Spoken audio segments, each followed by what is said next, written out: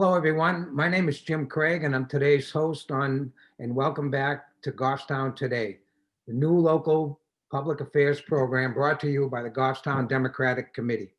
Our goal is to provide meaningful discussions of local and state issues important to the greater Goffstown community. Today, we'll be showcasing one of the Super Six, our great local Democratic candidates for the 6 state representative seats that serve the people of Goffstown.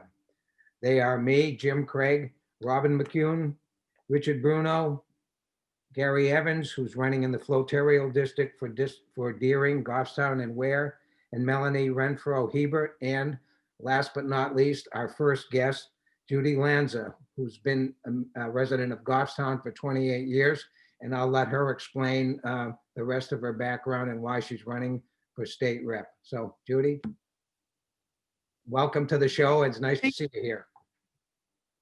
Thank you. Thank you, Jim. So first of all, yes, I'm Judy Lanza, and I'm running for a state representative in Hillsborough County, representing Goffstown. My husband and I have lived in Goffstown for the last 29, well, it's actually almost 29 years now. And we raised our 3 kids here, and they all attended the Goffstown school system.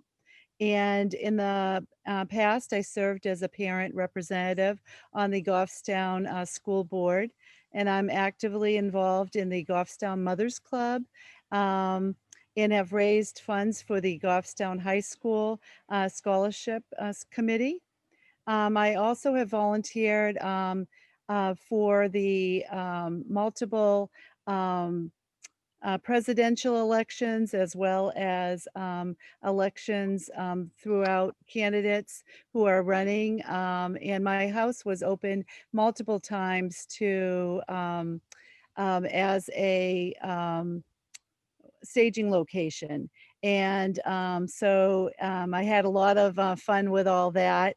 But for the past 33 years, I've also worked as a labor and delivery nurse in Manchester. I'm proud to say that many of these babies I have delivered are from Goffstown.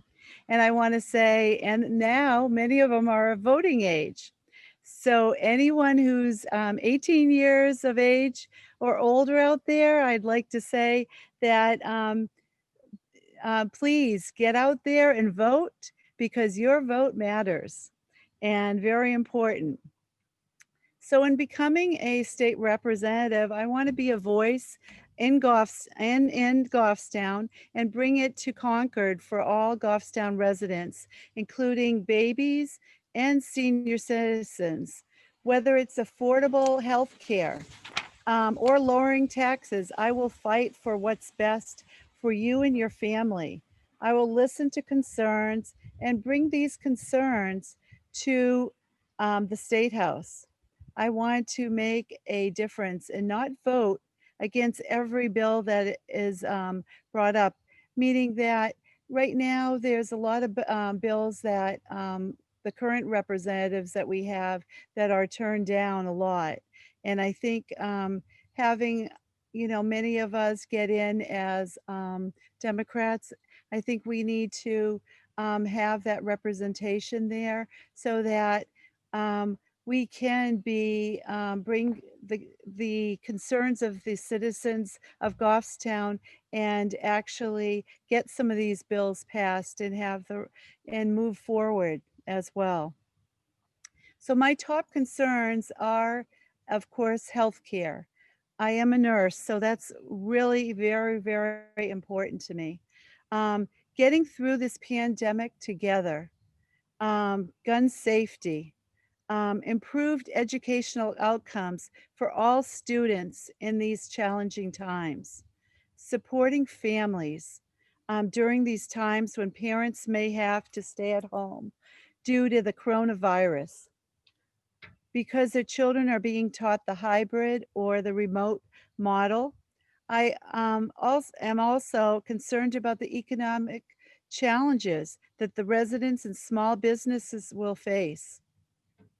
We don't know what's going to lie ahead come the fall. So we have to, as I say, be open to everything that's going on.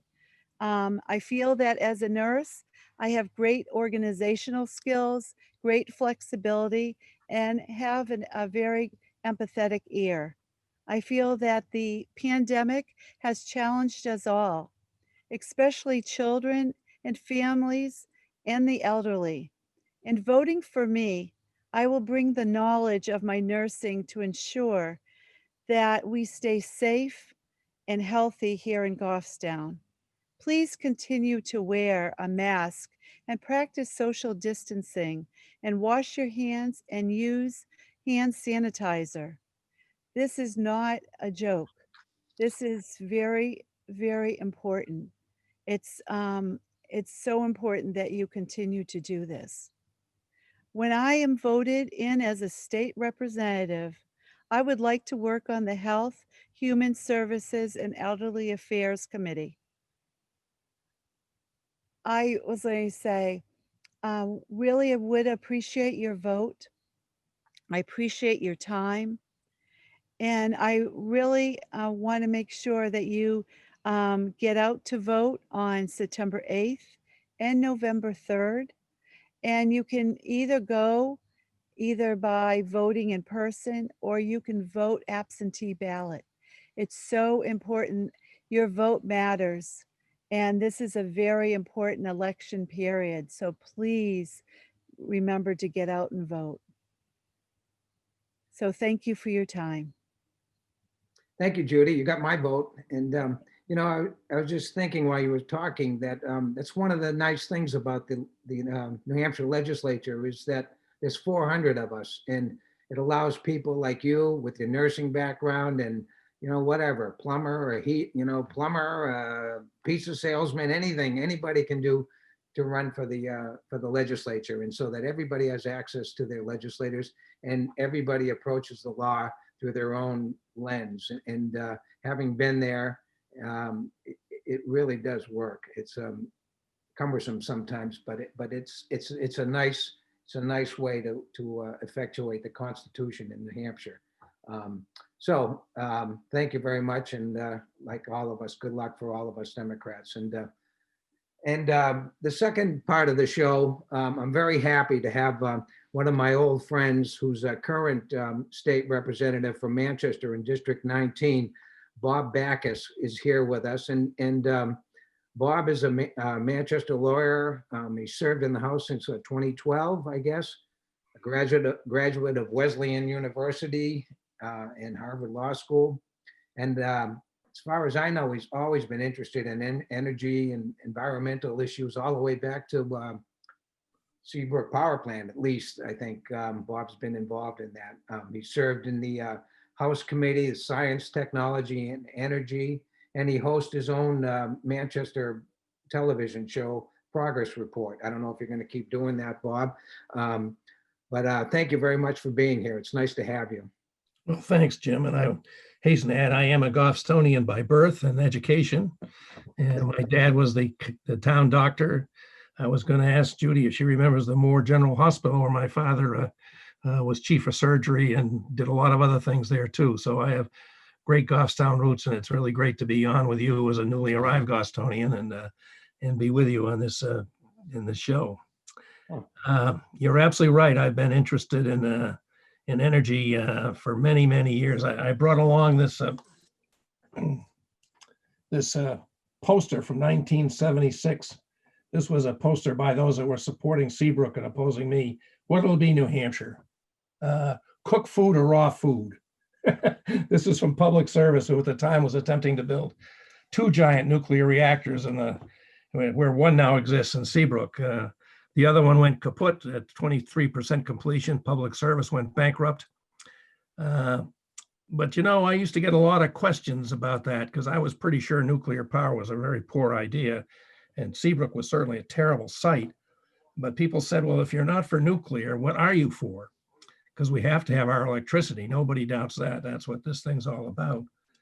And at some point, actually it was that year, 1976, I came across an article by a guy named Amory Lovins in Foreign Affairs magazine.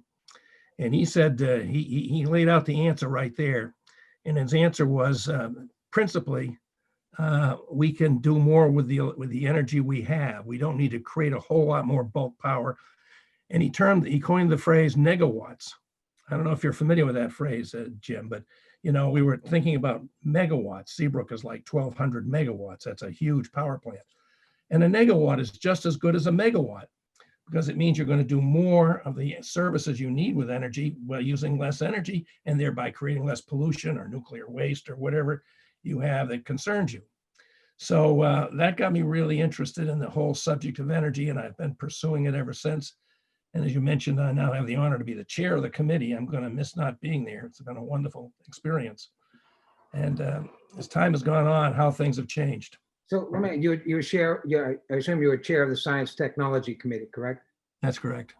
And let me ask you, what's your opinion? You're probably one of the best people to ask this question, because you've got it from the legislative and the practical standpoint. How's New Hampshire doing with regard to renewable energies and climate change and all those issues that we hear about? How are we doing as a state? Well, we're lagging. We're lagging badly.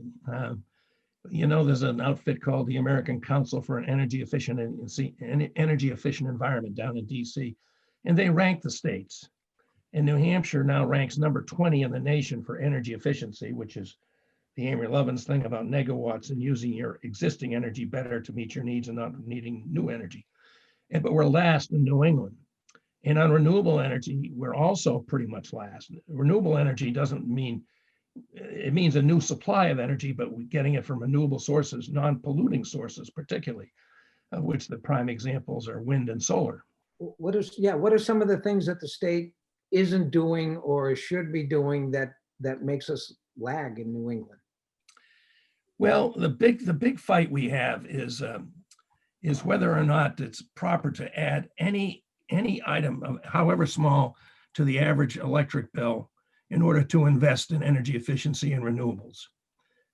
As you know, well, Jim, as any of us, because you live this so long, and the word tax is a real dirty word in New Hampshire. It's one of the dirtiest words you can use. We don't like taxes. So there's never any chance that you're going to fund energy efficiency out of the general fund or renewables.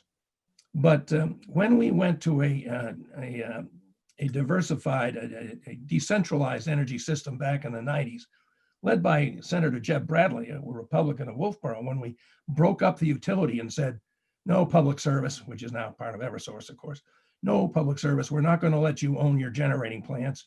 We're going to let the market determine what generating plants get built. You own the wires and you bring us the power from those generating plants to our homes and our businesses.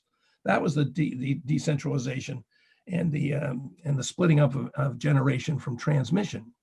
And so that was a monumental change, and that affected everything. And when we did that, we decided there should be a small charge included called a systems benefit charge. What's a systems benefits charge? Well, a big part of it goes to help low-income consumers meet their electric needs that maybe can't afford the electric bill. We have all sorts of rules to protect these people, like prohibition on winter cutoffs and things. But this provides a modest amount of funding to help low-income people pay their electric bills. In addition, it was part of it was made available to help fund some energy efficiency. And energy efficiency is the number one answer to our energy problem, and it always has been. The other things have changed. I mean, they used to say when it was Seabrook, if you don't want Seabrook, your choice is coal. Well, nobody's suggesting coal anymore. Pretty much oil is gone. Still got some natural gas plants, quite a few of them actually, which are still fossil fuel, but they're less polluting than either oil or coal by a lot. So that we've had that all along. Now, but I was about to say that every dollar you invest in energy efficiency returns $4 or $5 in value. It turns that in value because you can, for one thing, it's a great job creator. To have energy efficiency means that you're going to get your house insulated and fixed up. You're going to move to better lighting. You're going to, better motors, more efficient. Every time you go out and buy a refrigerator, it's going to be a lot more efficient than the one you had last. You'll get the same, your food will be just as cold. Your freezer will still freeze, but you'll get that services with using less electricity. It's a win-win situation. And on the renewable energy side, we've just tried very hard to well, we participated in something called the Regional Greenhouse Gas Initiative with 10 states. We're hanging on by a thread there, but we're still part of it. And that generates funds through the auctions to minimize the climate gases that come out from our generating system. And if you can't meet the targets, you have to buy credits from somebody else and pay an alternative compliance payment. That funds our renewable energy, but to far less extent than Massachusetts and Vermont, which are the national leaders in both energy efficiency and renewables, and even to a lesser extent than the other New England states. And it's one of my great disappointments that we haven't been able to gin that up to get us up to the leader in the country. Let me ask you, Bob, what's it going to take? I mean, there's entrenched interests in, people like it the way it better the devil you know than the devil you don't know. People are invested in the current types of, energy generation, but it needs to change. I agree with you. And what's it going to take? What's it going to take to get people to say, okay, we got to do this? Well, it's going to take more Democrats. There's a real partisan divide on this issue, Jim. I don't think I'll shock you or dismay you with that. And it particularly is going to take a different governor. This governor we have has been the king of the veto, and he's vetoed all the bills we passed in both houses, many with bipartisan support, to advance energy efficiency. Let me ask you about vetoes. We're running short, but I did want to ask you, because I know he just vetoed your bill on the metering bill. Yeah. And if you could explain what that was and what it would have done, and why it would, if you know why it was vetoed. Yeah, it's a bit of an arcane subject. As I've said, I wish we had a better moniker for it than net metering. What net metering means, if you put a solar array on your roof, or you have a wind turbine on your yard, and you produce more power than you can use in your home or maybe your business, you can sell the remaining power back to the grid, make the meter run backwards, sell it to the grid. And that means that maybe some polluting plant doesn't have to run because your non-emitting sources is contributing to it. So the big fight is, what level of compensation are you going to get for selling that power back to the grid and helping us meet our clean energy targets? That's the big fight. Now, on net metering, we currently, for reasons that are obscure to me, we have a net metering cap of 1 megawatt. As I said, Seabrook is over 1,200 megawatts. So 1 megawatt's not anything like Seabrook, but it's a big chunk of power. And this was led by a former Republican senator from Nashua, Senator Avard, because Nashua has hydro dams that they own. And they very much wanted to use those hydro dams, but combined, they would have gone well above 1 megawatt. They would have gone up above. He wanted to raise it to 5 megawatts. Now, I cannot see any good reason why we don't do that. It would permit Manchester to fill out our former dump on the Dunbarton Road, the landfill. And it ain't going to be garden apartments, Jim. They're not going to do that there. But it's perfect for a solar array, a ground-mounted solar array. And we could get, probably close to 5 megawatts of power out there, which would help the city meet its own bills. They wouldn't have to pay Eversource for some supplier to deliver that power from somewhere else, perhaps out of state. And the excess could be, made available through an aggregation program to help all the citizens of Manchester with their bills. So that seems like a win-win situation. Governor Sununu vetoed that bill. Why? He claimed it would cost other ratepayers money. I see no evidence of that whatsoever. Why would it cost other ratepayers money? I don't see it, and we vigorously contest that. But that was his argument. Now, on this bill, the Senate, which is, got 14-10 Democrat. Right. So they had to have some Republican votes. They've overridden the veto already.